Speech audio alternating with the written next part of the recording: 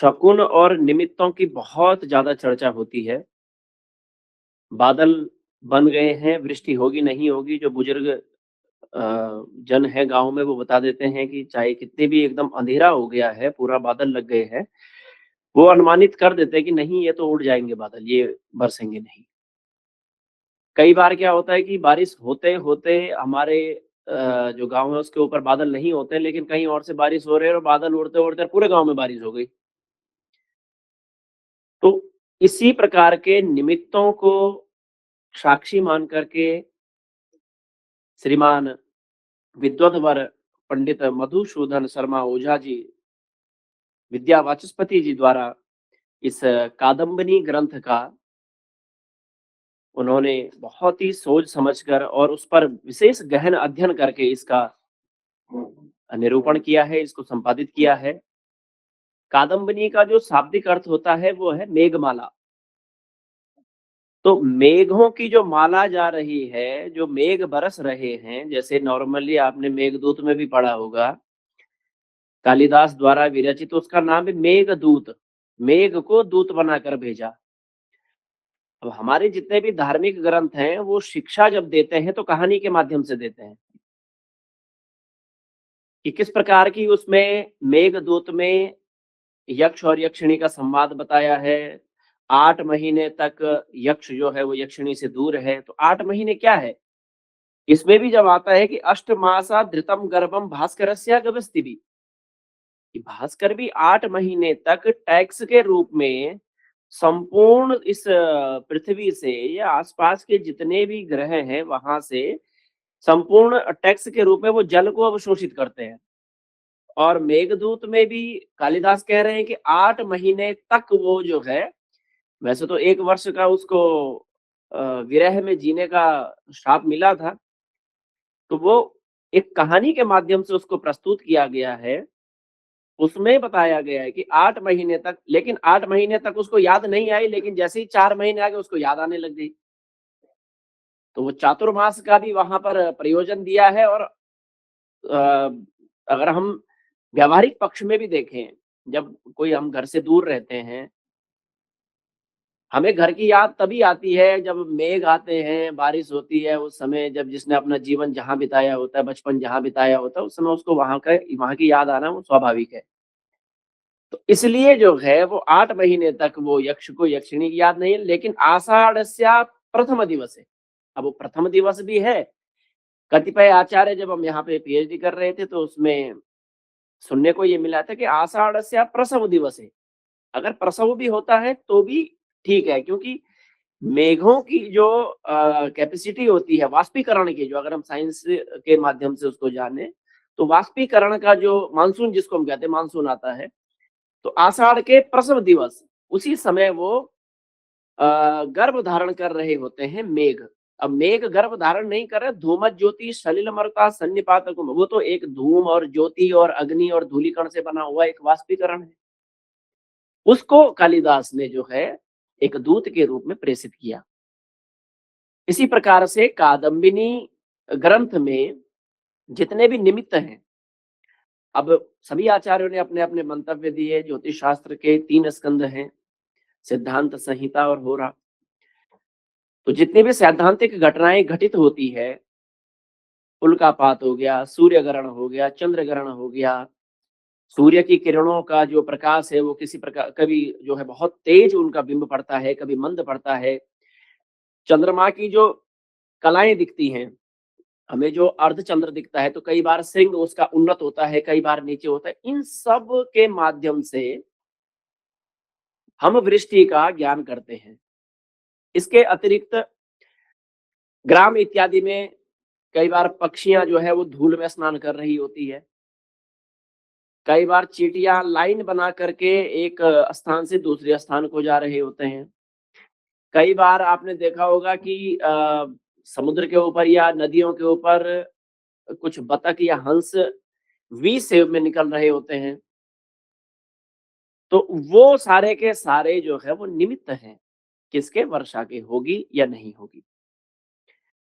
तो इसी प्रकार से जो है कादम्बनी जो ये ग्रंथ है, आकाश में छाई हुई मेघमाला को देख करके शकुन आदि के विचार से वृष्टि होगी, नहीं होगी, किस प्रकार की होगी, अनावृष्टि होगी, ये केवल बादल बनेंगे और उड़ जाएँगे। इस प्रकार के जो है, जिस भी निमित्त का हमें प्रकार मिलता है, जिस भी निमित्त के बारे में हम पूर्वानुमान लगा देते हैं, वही पूरे कादम्बनी ग्रंथमाला में इसका विवरण दिया गया है। वृष्टि विषयक निमित्तों के बोध रूप से वर्षा कराने वाला यह कादम्बनी निमित्त शास्त्र मेघमाला के समान है।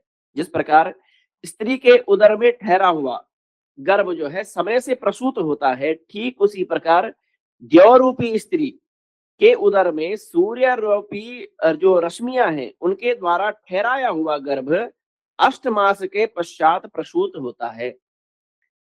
इसके इस प्रसव काल को ही वर्षा ऋतु या हम चातुर्मास कहते हैं। 4 महीने तक इसके जब आप भी सुनते होंगे या रामायण में भी उदाहरण आता है, बाली का अंत हो गया है, सुग्रीव को अपना राज्य मिल गया है किष्किंधा। उसके बाद जैसे ही सीता की ढूंढ में जाना, खोज में जाना था, तो उस समय चातुर्मास लग गया। फिर सुग्रीव को भेज दिया कि भाई ठीक है, अभी चातुर्मास है अभी। तो चातुर्मास का मतलब हो कि उस समय नदी नाले इत्यादि सब उफान में रहते हैं, तो हमें सीता की ढूंढ करने में काफी दिक्कतें आ सकती है, तो इसलिए चातुर्मास में अभी आप रुके रहो, तो वही ये चातुर्मास है। इसका जो है वृष्टिबोधक विषय कौन कौन से हैं, जैसे देश है, मनुष्य है, पशु पक्षी है, कीट पतंग है। मनुष्य भी वृष्टि का ही एक निमित्त माना जाता है। कई बार हम बैठे रहते हैं और बहुत ज्यादा एकदम ह्यूमिडिटी बढ़ जाती है, उमस जैसे हो जाती है, अपने आप पसीना आ जाता है, तो हमें लग जाता है कि कहीं ना कहीं अब बारिश होने वाली है, वर्षा होने वाली है। तो हमें भी इस चीज का संकेत मिल जाता है। पशु पक्षी हैं, पशु पक्षी इत्यादि मिट्टी में नहाने लग जाते हैं। कीट पतंग है, अपने घरों को अपने जो उनके बिल होते हैं वहां से वो बाहर निकलने लग जाते हैं। अनेक प्रकार के जो है पतंगे ऊपर आसमान में उड़ते हुए हमें दिखाई देते हैं। तो ये सारे के सारे भौतिक संकेत हैं जो हमें वृष्टि के बारे में हमें अवगत करवाते हैं।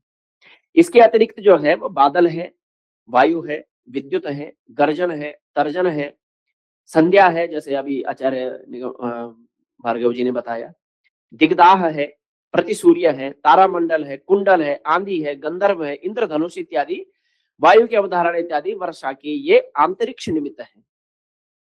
सूर्य, चंद्र, ग्रहण, पुच्छल तारे, सूर्य के चिन्ह, सप्त नाड़ी, सप्त चक्र, ग्रहों का उदयास्त, संक्रांति आदि ये वृष्टि के दिव्य निमित्त हैं। तो ये 3 प्रकार के निमित्त हमें देखने को मिलते हैं। पहला है भौतिक निमित्त, जो कि हमें अपने आसपास देखने को मिलता है। दूसरा है अंतरिक्ष निमित्त, जो हमें प्रतिदिन होने वाली आकाश में घटनाओं के बारे में जानकारी इस प्रकार से मिलती है। और तीसरा है दिव्य निमित्त। तो कहा जाता है कि कार्तिक से आश्विन तक 12 मासों के प्रत्येक दिनों के तथा विशेष रूप से अक्षय तृतीया, आषाढ़ी, पूर्णिमा, होलिका आदि के शकुनों तथा उपयुक्त शकुनों से वर्षा के ज्ञान को मिश्रित निमित्त, मिक्स्ड कॉज कहते हैं, केसेस कहते हैं। इन निमित्तों में भौतिक निमित्तों की अपेक्षा आंतरिक्ष निमित्त और आंतरिक्ष निमित्तों की अपेक्षा दिव्य निमित्त इस तरह उत्तरोत्तर एक दूसरे से अधिक बलवान होते हैं, क्योंकि भौतिक निमित्त का फल थोड़ी दूर तक होता है। जो हमारे आसपास का परिदृश्य है उसमें हम भौतिक निमित्त का हमें ये पता चल सकता है कि ठीक है, अभी श्री लाल बहादुर शास्त्री सेंट्रल संस्कृत यूनिवर्सिटी का जो फील्ड है उसमें कुछ चिड़िया जो है वो या फिर कुछ चींटियां ऐसे हमें घूमती हुई दिखाई दे रहे हैं और हमें पता चला, तो उसका क्षेत्रफल बहुत छोटा होता है भौतिक निमित्त का। हो सकता है कि ये जो हमारा पूरा साउथ दिल्ली का क्षेत्र है वहीं तक बारिश हो, वहीं तक वर्षा हो। तो भौतिक निमित्तों का मतलब कि आपका एक गांव या फिर एक छोटा सा कस्बा इत्यादि तक हमें इसका फल देखने को मिल सकता है। भौतिक निमित्त का फल थोड़ी दूर तक होता है, अंतरिक्ष निमित्त का फल एक जिले तक होता है। तो और इसका विस्तार बढ़ जाता है, जिसमें हमें गर्जन, तर्जन, संध्या, दिग्दाह, प्रतिसूर्य, तारामंडल इत्यादि दिख जाता है। ये अंतरिक्ष निमित्त का फल होता है।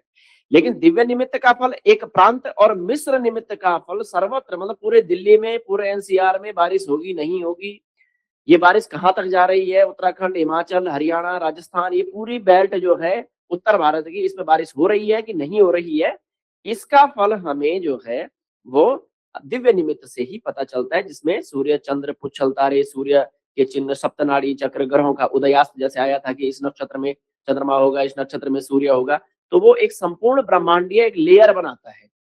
इस प्रकार से 4 निमित्तों के द्वारा हमें वर्षा का पता चलता है कि एक है हमारा भौतिक निमित्त, जो हमारे गाँव तक ही सीमित है, दूसरा है हमारा अंतरिक्ष निमित्त, जो थोड़ा-सा और जिले तक सीमित है, तीसरा है हमारा दिव्य निमित्त, जो कि संपूर्ण एक बहुत बड़े भूभाग को ये कवर करता है।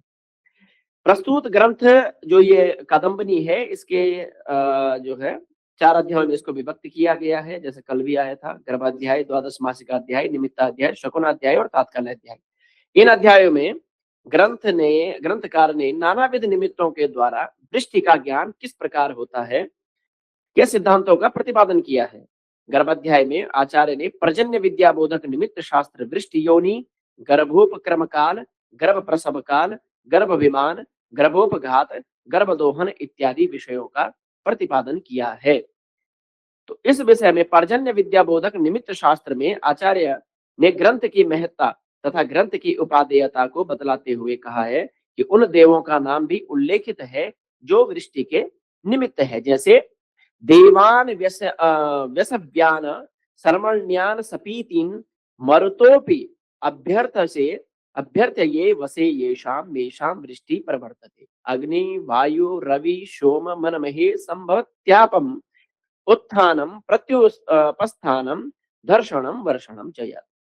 वृष्टि योनि में ग्रंथकार ने बतलाया है कि किस प्रकार सूर्य पृथ्वी को वाष्पीकरण के माध्यम से वायुमंडल में ले जाता है, वहां सघन इत्यादि प्रक्रियाओं द्वारा वर्षा का निमित्त बनता है। जैसे मेन कारण यहाँ पर सूर्य का वाष्पीकरण ही है, जो हर प्रकार से, चाहे वो वृक्षों से हो, चाहे वो समुद्र से हो, चाहे वो रास्ते में पड़ा हुआ जल हो, वो किसी प्रकार से वो हर प्रकार से यहाँ से जल अवशोषित कर रहा है, जो वो ये प्रक्रिया 8 महीने तक निरंतर चलती रहती है। तो गर्भोपक्रम प्रकरण में ग्रंथकार ने वर्षा के गर्भ काल, दोहद काल और प्रसव काल का वर्णन किया है। शीतकाल को गर्भ काल का गर्भ कहा गया है, जो शीतकाल है वो गर्भ का है, उष्ण काल दोहद का है, गर्भ पोषण का है, और वर्षा काल प्रसव का है। 3 कालों में इसको विभाजित किया है कि जो शीतकाल जैसे अभी है, ये गर्भ का है। मतलब अभी जब आप देखो जैसे क्लाउड एकदम सब जगह जो है वो कोहरा लग रहा है, ये भी एक वाष्पीकरण है। फिर जैसे सूर्य आता है ये छट जाता है। तो जो उष्ण काल है, जिस जिस समय भीषण गर्मी होती है, वो गर्भ पोषण का काल है बादलों का, और उसके तुरंत बाद जो है अ, वर्षा काल आ जाता है, वो प्रसव काल है। इस प्रकार से ये 3 कालों का समय निर्धारित किया गया है। इसके अतिरिक्त ग्रंथकार ने इस प्रकरण में किस मास से शीतकाल, किस मास से उष्णकाल और वर्षा काल माना जाए, इस पर भी जितने मतभेद हैं वो क्रम से बताए हैं। ग्रंथकार का मत है कि मार्गशीर्ष से 4 मास, मार्गशीर्ष, पौष, माघ और फाल्गुन, अभी पौष का महीना चल रहा है, तो पौष, माघ और मार्गशीर्ष, पौष, माघ, फाल्गुन तक ये शीतकाल माने गए हैं। इन चारों में जो है वो गर्भ, इस समय वो निर्माण होता है, जल निर्माण हो रहा है इस समय। फिर कहा गया कि चैत्र से, चैत्र, वैशाख, ज्येष्ठ और आषाढ़, इन 4 महीनों में ये उष्णकाल इस समय गर्भ पोषित होता है। और इसके अतिरिक्त श्रावण, भाद्रपद, आश्विन और कार्तिक, इन 4 महीनों में वो वापस रिटर्न पूरी भूमि को वो जल दे देता है। तो गर्भ प्रसव प्रकरण में आचार्य ने विशेष रूप से प्रसूति वर्षा काल के विषय में जानकारी प्रस्तुत की है, जिसे कहा गया है कि सूर्य दक्षिण गोल में ही हो किंतु उत्तरायण हो चुका हो। अब छोटा सा यहाँ पर ज्योतिष का विषय कि दक्षिण गोल में सूर्य जब मेष राशि से लेकर के और तुला राशि तक, कन्या राशि तक जो है वो रहता है, तो उसको दक्षिण गोल कहते हैं। लेकिन इसके भीतर ही वो उत्तरायण भी हो जाता है। जैसे अभी दक्षिण गोल है और 14 जनवरी के बाद सूर्य जो है वो मकर राशि में आ जाएगा, तो गोल तो दक्षिण ही है लेकिन सूर्य उत्तरायण हो चुका है। तो इस प्रकार से जो है उत्तरायण हो चुका हो, ऐसे समय में जिस नक्षत्र पर पहले लिखे हुए वायु, बादल आदि 5 प्रकार की गर्भ स्थिति हो जाए, उसी नक्षत्र पर चंद्रमा 8वीं बार आने पर वर्ष, जैसे सूर्य जो है वो उत्तरायण है लेकिन दक्षिण गोल है, इस प्रकार से जो है, या दक्षिण गोल है, सूर्य उत्तरायण है, और आज चंद्रमा, उस समय चंद्रमा जिस नक्षत्र पर 8वीं बार आने पर, मतलब चंद्रमा 1 महीने में एक नक्षत्र में एक बार आता है, नक्षत्र मास के हिसाब से देखा जाए, तो 8वें महीने उसी नक्षत्र पर वर्षा का ज्ञान बताया गया है। जिस पक्ष में गर्भ स्थिति हो उससे 14वें पक्ष में अर्थात गर्भ स्थिति से 6.5 मास के अंत के दिनों में वर्षा होती है। जैसे कार्तिक शुक्ल पक्ष में ठहरा हुआ गर्भ वैशाख कृष्ण पक्ष में और चैत्र शुक्ल पक्ष में ठहरा हुआ गर्भ आश्विन में बरसेगा। इस प्रकार से इस ग्रंथ में इसका उदाहरण दिया गया है। गर्भ विमान प्रकरण में आचार्य ने गर्भ के जल की माप को बताया है, अर्थात वर्षा कितनी होगी, कितनी मात्रा में होगी, वर्षा कहाँ होगी, वर्षा किस प्रकार से होगी इत्यादि विषयों पर चर्चा की है। गर्भोपघातक प्रकरण में भूकंप, उल्का, रजोवृष्टि, दिगदाह, शनि, कीलक, विद्युत गिरना आदि के को गर्भोपघातक कहा गया है, अर्थात इन कारणों से गर्भ का नाश होता है। तो रोहिणी नक्षत्र अर्थात रोहिणी, पूर्वा भाद्रपद, उत्तरा भाद्रपद, पूर्वाषाढ़ा, उत्तराषाढ़ा नक्षत्रों में ठहरा हुआ गर्भ वृष्टि का आरंभ काल अतिवृष्टि करता है। यदि इस समय गर्भ ठहर गया। आर्द्रा, आश्लेषा, मघा, स्वाति और शतविषा नक्षत्र में के गर्भ में निरंतर अधिक दिनों तक वृष्टि होती रहती है। जिस प्रकार आचार्य ने गर्भोपघात घातक प्रकरण में गर्भ के लिए हानिकारक निमित्तों का वर्णन किया है, ठीक उसी प्रकार गर्भ दोहद प्रकरण में गर्भ के पोषण करने वाले निमित्तों का भी वर्णन किया है। आचार्य ने गर्भ के पोषण काल को उष्ण काल बताया गया है। जैसे हमने पहले भी कहा था कि जो 4 मास उष्ण के मिलते हैं वो गर्भ का पोषण काल होता है। जैसा कहा गया है कि गर्भ के दोहद काल पोषण काल में अर्थात उष्ण काल में उत्तर, ईशान और पूरब की वायु चले और वायु बड़ी कोमल हो। कई बार होती है कुछ वायु जो है एकदम लू टाइप की चलती है, कुछ बहुत शीत लहर टाइप की चलती है, लेकिन कुछ ऐसी वायु हो कि जो बहुत मध्यम मध्यम चल रही है और हमारी जो है शरीर को वो एक सुकून दे रही है। इस प्रकार से समझना चाहिए कि ऐसे स्थिति में गर्भ पुष्ट हो रहा है। सूर्य और चंद्रमा चारों ओर, जिस प्रकार से मैं छोटा सा उदाहरण दूंगा, कूलर की हवा और एसी की हवा होती है। तो कूलर की हमें हवा जो आती है वो हमारे शरीर को जो है वो प्रसन्नता देती है और जो एसी की हवा होती है वो बहुत शैत्य हमारे शरीर को देती है। थोड़ी देर बाद आप बहुत ही ज्यादा अगर रूम टेम्परेचर ठंडा हो गया तो एसी बंद भी करना पड़ सकता है, लेकिन कूलर के साथ ऐसी समस्या ही नहीं होती है। तो वही है, इसका मतलब आपको बहुत ठंडी हवाएं चल रही है जो शरीर को आपके सुकून दे रही है, तो इसका मतलब ये है कि कहीं ना कहीं आकाश में या हमारे वातावरण में जल का भी वहां पर कुछ ना कुछ प्रभाव जरूर है। तो इस प्रकार से सूर्य और चंद्रमा के चारों ओर जो श्वेत गोला मंडलाकार दिखाई देता है वो चिकना हो, बड़ा मंडल हो, तो इसका मतलब ये है कि इस बार जो है वो गर्भ पुष्ट हुआ है।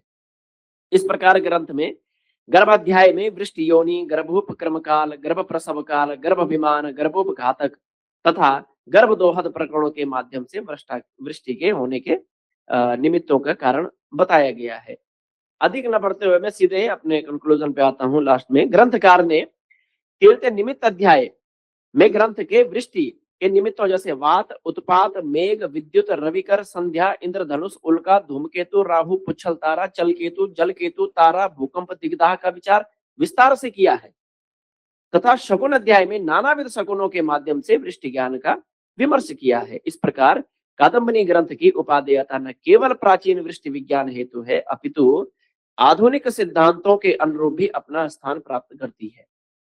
कादम्बनी ग्रंथ के सिद्धांत भारतीय ज्ञान परंपरा के समतुल्य ही अपनी महत्ता को स्पष्ट करते हैं। जैसे शास्त्रों में विदित है कि सभी प्राणी अन्न से उत्पन्न होते हैं, अन्न की उत्पत्ति वर्षा से होती है, वर्षा के जो है वो यज्ञ विहित कर्मों से होती है और यज्ञ जो है वो कर्मों से उत्पन्न होता है, जैसे कि अन्नाद भवति भूतानि इत्यादि।